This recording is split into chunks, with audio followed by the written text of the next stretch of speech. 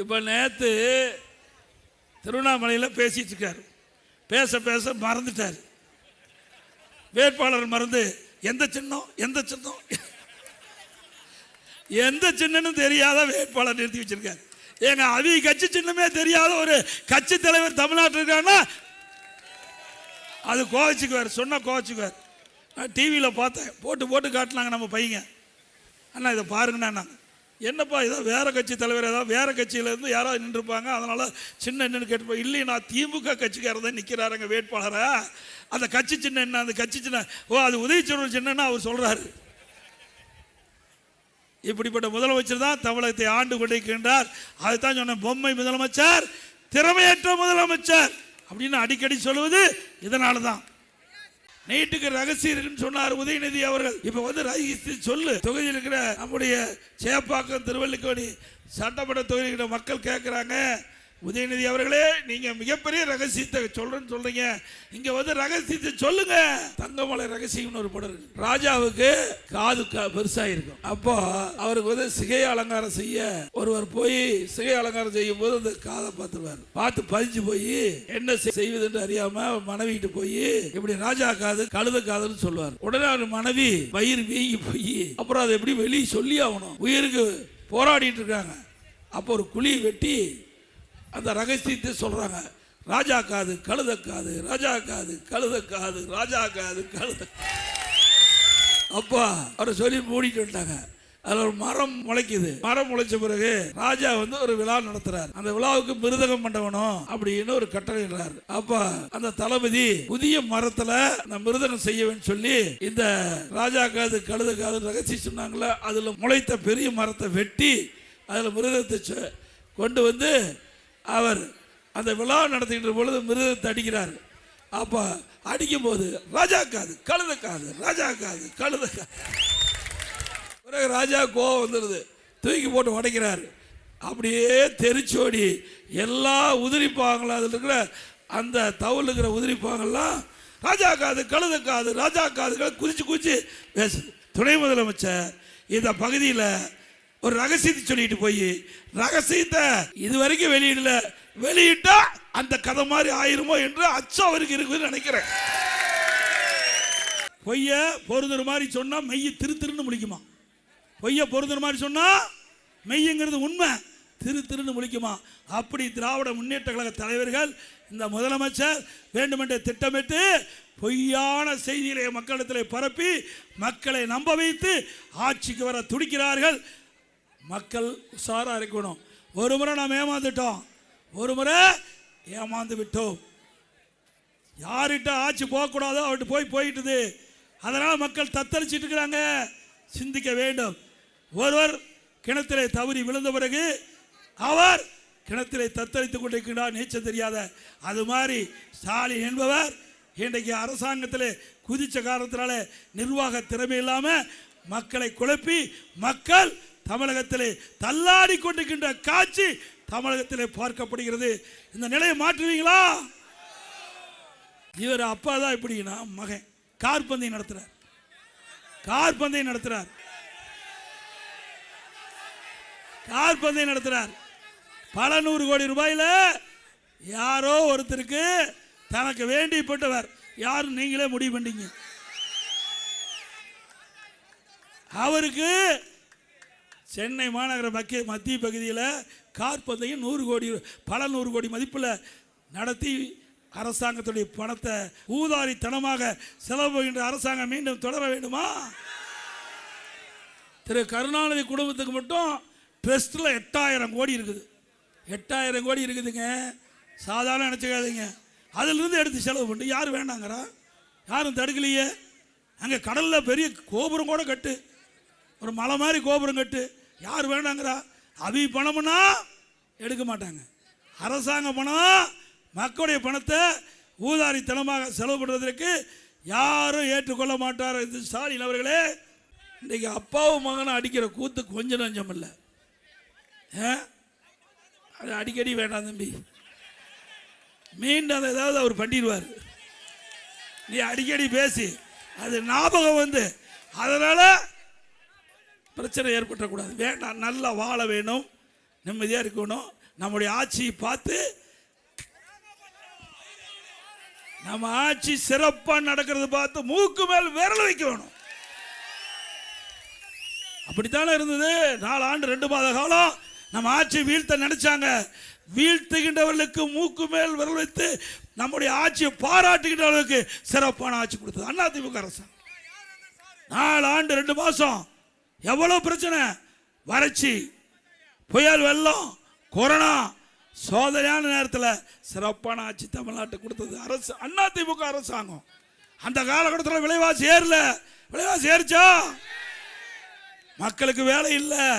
அப்படிப்பட்ட காலகட்டத்தில் கூட விலை உயராம பார்த்துக்கிட்டோம். அதிமுக ஆட்சியில் அரிசி விலை ஏறல, பருப்பு விலை ஏறல, எண்ணெய் விலை ஏறல. கொரோனா காலத்தில் ஓராண்டு எல்லா குடும்பத்தையும் 1000 ரூபாய் பணம் கொடுத்தோம். மீண்டும் ஒரு 1000 ரூபாய் சென்னை மாநகர்களுக்கு மக்கள் கொடுத்தது மட்டுமில்ல, 11 மாதம் விலையில அரிசி போட்டோம், விலையில சக்கரை கொடுத்தோம், விலையில எண்ணெய் கொடுத்தோம், விலையில பருப்பு கொடுத்தோம். ஏழைகளை வாழ வைத்தது அதிமுக. புதுசா ஒரு அறிவிப்பு இருக்கார், கூப்பன் கொடுப்பாங்க. கூப்பன் யார் கொடுப்பா? திமுக காரன். ஆட்சிக்கு வர்றது 100% முடியாது. ஆனா அந்த அறிவிப்புல கூட திமுக குடும்பத்துக்கு என்ன வருமானம் அதை பார்த்து தான் அறிவிப்பை கொடுத்துருக்காங்க. கூப்பன் கொடுத்தா தானே கமிஷன் கிடைக்கும். நேரடியாக வங்கிக்கு அனுப்புனா கிடைக்குமா? அதிமுக ஆட்சி மலரும். அதிமுக ஆட்சி மலர்ந்த உடனே இன்றைக்கு விலைவாசி உயர்வு, வரி உயர்வு, இதனால் மக்கள் பாதிச்சிருக்கிறாங்க. இதிலிருந்து மக்களை மீட்டெடுக்க எல்லா குடும்பத்தைக்கும் மாதந்தோறும் வருடத்திற்கு அதாவது வரிச்சுமை மற்றும் விலைவாசி ஏற்றத்தை தடுக்க ஒவ்வொரு குடும்பத்தைக்கும் 10,000 ரூபாய் சிறப்பு உதவி தொகை வழங்கப்படும். கிண்டியில் 2 ஏக்கர் நிலம் கொடுத்தோம். அண்ணா பல்கலைக்கழகத்துக்கு எதிரில் 2 ஏக்கர் நிலம், 1 ஏக்கர் 100 கோடிக்கு போகும். 200 கோடி நிலத்தை திரு கருணாநிதி அடக்கம் பண்ண நாங்கள் கொடுத்தோம். மறுத்து நீதிமன்றம் போனீங்க, தீர்ப்பு வாங்கினீங்க. நாங்கள் நினைச்சா மேல்முறையீடு செஞ்சிருக்கலாம், செய்யல. ஏன் செய்யல? எங்களுக்கு உயர்ந்த பண்பு இருக்குது. உங்களுக்கு அப்படிப்பட்ட எண்ணம் இல்லை. திருமதி ஜானகி அம்மாள் அவர்கள் எங்களுடைய பொன்மனச்செம்மல் புரட்சித் தலைவர் எம்ஜிஆருடைய மனைவி, அவர் முதலமைச்சர் இருந்தாங்க. அப்படிப்பட்டவருக்கு பொன்மனச்செம்மல் புரட்சித் தலைவர் எம்ஜிஆர் அடக்கம் செய்த அருகிலேயே அவருக்கு இடம் கிடைக்க வேண்டும் என்று நாங்கள் இடம் கேட்டோம். ஆனால் கொடுக்கல. சிந்திச்சு பாருங்க என்னென்னலாம் இப்போ பேசிட்டு இருக்காருன்னு.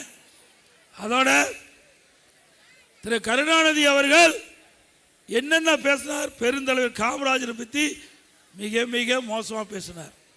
அன்னை இந்திரா காந்தி அவரை பற்றி விமர்சனம் செஞ்சார். தியாகச்சீலர் கக்கன் ஆகியோரை பற்றி விமர்சித்தார் திரு கருணாநிதி அவர்கள்.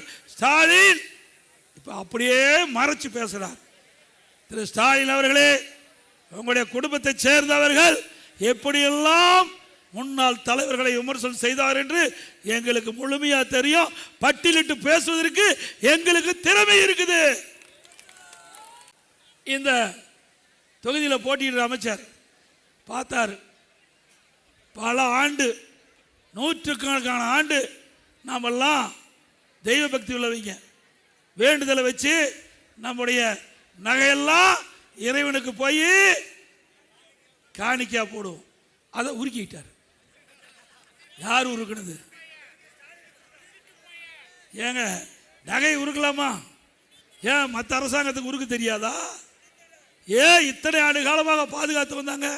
காலங்காலமாக பக்தர்கள் காணிக்கையாக ஆண்டவனுக்கு அளிக்கப்பட்ட நகையை உருக்கியவர் இந்த தொகுதியில் போட்டிடுறார். மன்னிக்கலாமா? தகுந்த பதிலடி கொடுப்பீங்களா? சிந்திச்சு பாருங்க. ஆண்டவனே பார்த்துக்குவார். ஆண்டவனே